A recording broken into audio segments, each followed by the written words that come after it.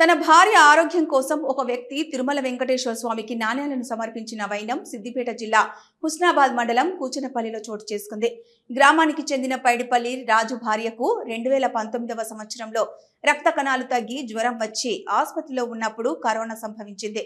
తన భార్యకు ఏదైనా ఆపద వస్తుందన్న భయాందోళనలో తన మనసులో ఒక ఆలోచనకు శ్రీకారం చుట్టాడు. అన్ని ఆపద మొక్కుల వాడే తీరుస్తాడని వెంకటేశ్వర స్వామి మీద అమితమైన ప్రేమతో 2019 సంవత్సరంలో తన భార్య పిల్లలు ఆయురారోగ్యాలతో ఉండాలని ఆలోచించాడు. తన భార్య బరువు 93 కేజీలన్నర తూకం నాణాలను కొన్నింటిగా కూడబెట్టి దాదాపు 5 సంవత్సరాలుగా 70,000 రూపాయల నాణాలను కూడబెట్టాడు. నాణ్యాలతో తన భార్య లతను తూకం వేసే తిరుమల తిరుపతి వెళ్లడానికి అన్ని ఏర్పాట్లు చేసుకున్నారు. అయితే తిరుపతి దేవునికి మొక్కుకున్న తర్వాత తన కుటుంబం బాగుందని, తమ పిల్లలు ఆయురారోగ్యాలతో ఉన్నారని ఈ సందర్భంగా పైడిద్దరాజు తెలిపారు. తన బంధుమిత్రులు భార్య లత పిల్లలతో కలిసి తిరుమల బయలుదేరి వెళ్తున్నట్లు పేర్కొన్నారు.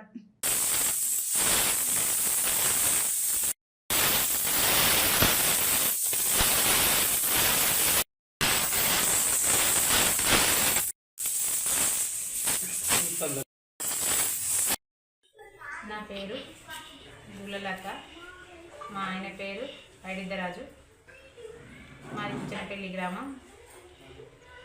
మా ఒక 5 సంవత్సరాల క్రితం కరోనా టైంలో నాకు రక్త కణాల జ్వరం వచ్చినప్పుడు నా పక్క పేషెంట్కు సీరియస్గా అయ్యి ఆమె మరణించడంతో కొంచెం మా ఆయన కొంచెం బాధతోని అప్పుడు ఏడుకొండల స్వామి తిరుపతి దేవునికి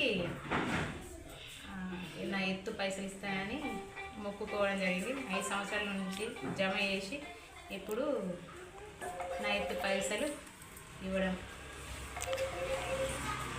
తిరుపతి వెళ్తున్నాం, అక్కడ శ్రీవారికి నా ఎత్తు పైసలు ఇస్తాను. నా ఎత్తు పైసలు జమ చేయడం జరిగింది. 5 రూపాయల బిల్ల, 10 రూపాయల బిల్లలు అన్ని చిల్లర డబ్బులు జమ చేసి నా ఎత్తు ఇవ్వడం జరిగింది. నా పేరు పైడిద్దరాజు, మాది కూచనపల్లి గ్రామం, హుస్నాబాద్ మండలం, సిద్దిపేట జిల్లా. రక్త కణాల జ్వరాలు వస్తున్నాయి. 6 సంవత్సరాల రక్త కణాల జ్వరాలు వచ్చినప్పుడు ఒక వేరే వాళ్ళ బ్యాడ్ రూట్లో తెలిసింది. అందులో మా భార్య కూడా రక్త కణాల జ్వరాలు వచ్చింది. అచ్చులతోనే నా భార్య బాగుండాలని నేను అమ్మవారికి నా భార్య ఎప్పుడు రూపాయలు 5 రూపాయల బండీలు, 10 రూపాయల బండీలు నా భార్య ఎత్తిస్తానని తిరుపతి వెంకటేశ్వర స్వామి గుండెలో వేస్తానని మొక్కుకున్నా. ఇప్పటికే 6 సంవత్సరాలు అయిపోయింది. 6 సంవత్సరాల తర్వాత ఇప్పుడు జమ అయినాయి. ఈ కానుకల్ని శ్రీవారి సన్నిధికి తీసుకుపోయి ఆ ఉండెలో వేసి మొక్కులు అప్పచెప్పగలుగుతున్నాను. ఈరోజు పోతున్నాను. నేను ఈ మొక్కు నా మనసులోనే అనుకున్నా.